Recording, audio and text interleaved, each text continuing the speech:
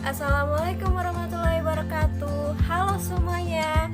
Perkenalkan, nama saya Melinda Yuanka, NPM A1L081066.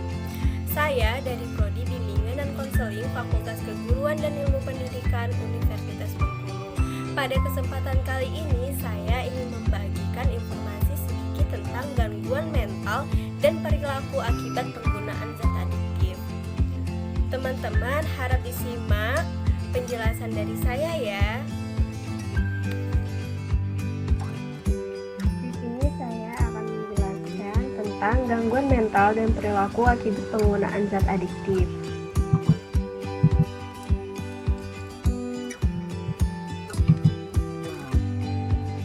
NABZA. NABZA adalah singkatan dari narkotika, alkohol, psikotropika, dan zat adiktif lainnya.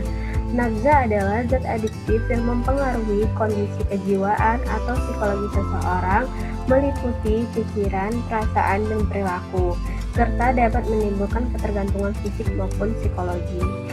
Penggolongan NABZA menurut efeknya. Yang pertama ada depresan, meliputi alkohol, inhalantia, metadon, opiat, morfin, heroin, kodein. Stimulan meliputi amfetamin, kafein, kokain, MDMA, dan nikotin. Yang terakhir adanya halusinogen, meliputi LSD atau LSD, ganja yang juga depresan, jamur, meskalin, dan psilocybin. Gangguan penggunaan NABZA menurut PPDGJ 3 ada dua, yaitu penyalahan. Penyalahan mempunyai harmful effect terhadap kehidupan orang. Yang kedua ada adiksi atau ketergantungan, yaitu mengalami toleransi untuk zat, tidak mampu menghentikan kebiasaan menggunakan dosis NABZA yang lebih dari yang diinginkan. Kemudian ada narkotika. Menurut Undang-Undang Nomor 22 Tahun 1997, narkotika adalah zat atau obat yang berasal dari tanaman atau bukan tanaman, baik sintetis maupun semi, yang dapat menyebabkan penurunan atau perubahan kesadaran, menghilangkan atau mengurangi rasa nyeri. Penggolongan narkotika ini ada 3. Yang pertama, golongan 1, heroin, kokain, dan ganja. Golongan kedua, morfin, petidin, dan metadon. Golongan yang ketiga, adanya kodein. Kemudian, psikotropik. Menurut Undang-Undang Nomor 5 Tahun 1997, psikotropik adalah zat atau obat baik alamiah maupun sintetis, bukan narkotika, yang berkhasiat psikoaktif melalui pengaruh selektif pada susunan saraf pusat dan menyebabkan perubahan khas pada aktivitas mental dan perilaku. Penggolongan psikotropika ini ada golongan 1, MDMA, LSD, dan STP. Golongan yang kedua, amfetamin, metamfetamin atau sabu, phencyclidin, dan Ritalin. Golongan yang ketiga ada pentobarbital dan flurinitrazepam. Golongan yang keempat adanya diazepam, clobazam, fenobarbital, proziapodin, dan nitrazepam. Kemudian ada zat adiktif lain. Zat adiktif lain adalah zat atau bahan lain yang bukan narkotika dan psikotropika yang berpengaruh pada kinerja otak. Contohnya adalah alkohol, nikotin, kafein, dan inhalansia. Di sini ada tahap penggunaan orang yang menggunakan zat-zat adiktif. Ada 4, yaitu pengguna, situasional, okasional, dan yang terakhir eksperimental. Di sini ada zat-zat adiktif, jenis zat-zat adiktif. Yang pertama ada opioid yang mempunyai khasiat analgesik, hiponik, dan euforia. Cara kerjanya adalah berkaitan dengan reseptor opioid yang terdapat pada neuron, limfosit, dan saluran cerna. Golongan yang paling sering disalahgunakan adalah heroin. Indonesia sering menyebutnya putal, PT, hero, atau PTW. Cara penggunaan dari opioid ini melalui dragon atau uap dan merokok. Problem fisiknya ada akses pada fluid infeksi karena emboli, endokarditis, hepatitis B dan C, dan mentasir, HIV atau AIDS. Problem psikiatriknya meliputi perilaku agresif, suicide, depresi berat, sampai skizofrenia. Yang kedua, ada ganja. Ganja berasal dari tanaman cannabis sativa yang mengandung zat psikoaktif delta 9 tetra hidrokatetra hidrokanabinol anabinol atau THC. Yang hanya larut dalam lemak saja. THC juga dapat dideteksi dalam urin sampai 1 minggu setelah penggunaan terakhir ganja. Pengaruh pada penggunaan melalui rokok timbul setelah 20-30 menit dan bertahan sampai 2-4 jam. Akibat dari penyalahgunaan ganja ini adanya problem fisik. Problem fisiknya adanya gangguan sistem reproduksi, infeksi sistem pernafasan, gangguan kardiovaskular, gangguan imunitas, dan gangguan syaraf. Yang kedua, ada problem psikiatri, meliputi gangguan memori sampai kesulitan belajar, aktivitas, dan depresi berat. Yang ketiga, ada kokain. Kokain berasal dari daun tumbuhan Erythroxylon coca. Bentuk yang diperjualbelikan di Indonesia, kokain adalah berbentuk bubuk putih.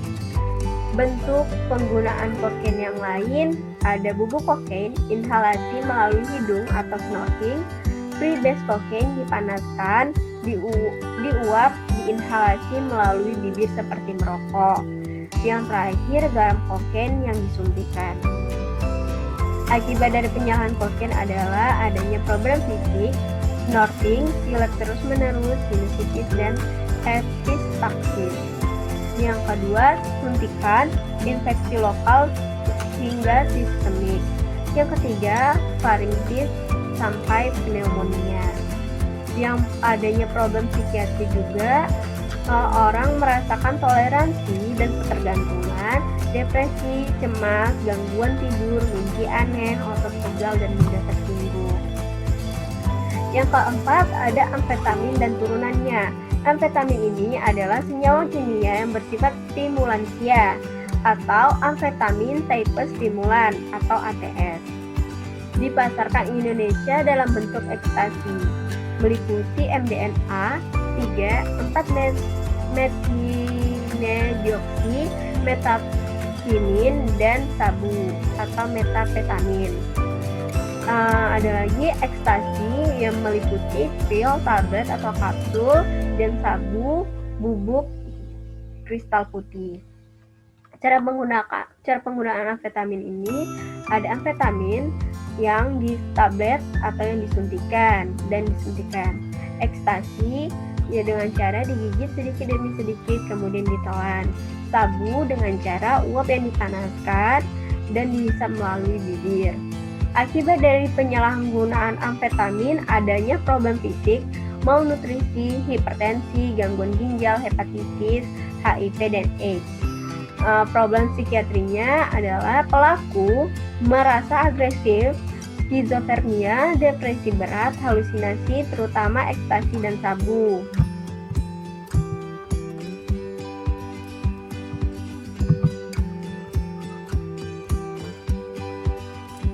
Kemudian yang kelima ada benzodiazepin. Benzodiazepin ini dikenal dalam bentuk tablet atau suntikan. Yang dalam bentuk suntikan umumnya menggunakan injeksi diazepam. Dalam bentuk tablet ini umumnya menggunakan nitrazepam, fluorinitrazepam, flurazepam, bromazepam, dan diazepam. Nama julukan benzodiazepin ini yang terkenal adalah benzo, pilkebo, koplo, MG, seso, dan sedatin. Gangguan yang dirasakan ada dari benzodiazepin ini adanya problem fisik, yaitu abses, infeksi sistematik, hepatitis, HIV/AIDS, gangguan gizi, gangguan neurologi, dan malnutrisi. Yang problem psikiatri adanya perilaku agresif terutama dalam keadaan intoksikasi, anksitas, panik, confusional state. Yang keenam adalah adiksi sebagai gangguan otak.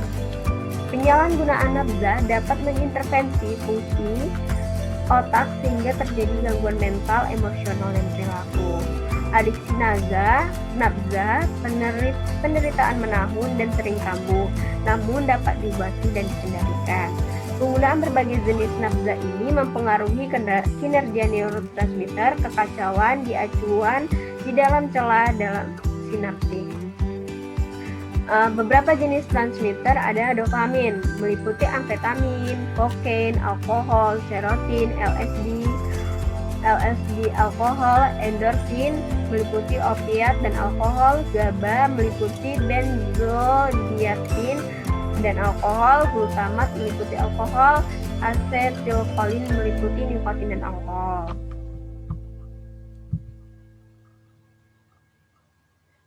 Penetapan diagnosis pada perilaku akibat penggunaan zat adiktif. Gambaran klinis utama dari fenomena ketergantungan. Sindrom ketergantungan menurut PPDGG 3 tahun 1993. Diagnosis ini ketergantungan nafza ditegakkan jika ditemukan 3 atau lebih dari selama masa setahun sebelumnya. Ya, kemudian adanya keinginan yang kuat atau dorongan yang memaksa atau kompulsi untuk menggunakan nafza. Kesulitan dalam mengendalikan perilaku, penggunaan nafza sejak awal, usaha penghentian atau tingkat penggunaannya. Keadaan putus nafza secara fisiologis, yaitu penggunaannya bertujuan untuk menghilangkan atau menghindari terjadinya gejala yang putus zat. Adanya bukti toleransi berupa peningkatan dosis secara progresif, mengabaikan alternatif, dan menikmati kesenangan karena penggunaan nafza.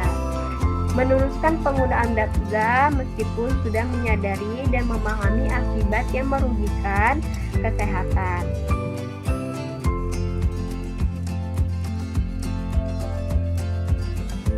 Orang yang telah memakai nafza dapat kita terapi. Di terapi ini ada fase-fasenya juga. Yang pertama ada fase penilaian. Fase penilaian ini meliputi penilaian yang sistematis terhadap level intoksikasi, keparahan gejala putus zat, dosis terbesar yang digunakan terakhir, lama waktu penggunaan terakhir, awitan gejala, frekuensi dan lamanya penggunaan, efek subjektif dari zat yang digunakan. Riwayat medis dan psikiatri umum yang komprehensif seperti adanya tanda-tanda dan gejala intoksikasi atau withdrawal. Riwayat terapi gangguan penggunaan zat sebelumnya, riwayat penggunaan zat sebelumnya, riwayat keluarga, dan riwayat sosioekonomi yang lengkap. Screening urin dan darah kualitatif dan kuantitatif untuk jenis nafza yang disalahgunakan. Screening penyakit-penyakit infeksi dan penyakit lainnya seperti HIV, TBC, dan hepatitis. Yang kedua adalah fase terapi detoksifikasi atau fase terapi withdrawal atau fase terapi intoksikasi. Ini dengan cara rawat inap dan rawat jalan, intensive outpatient treatment, terapi residensi, home-based detoksifikasi, program sifikasi program, terapi yang terakhir terapi simptomatik. Dan juga bisa melakukan rapid detoksifikasi, ultra rapid detoksifikasi. Detoksifikasinya menggunakan kodein dan ibuprofen, Contract, clonidine, dan naltrexone, buprenin, metadon.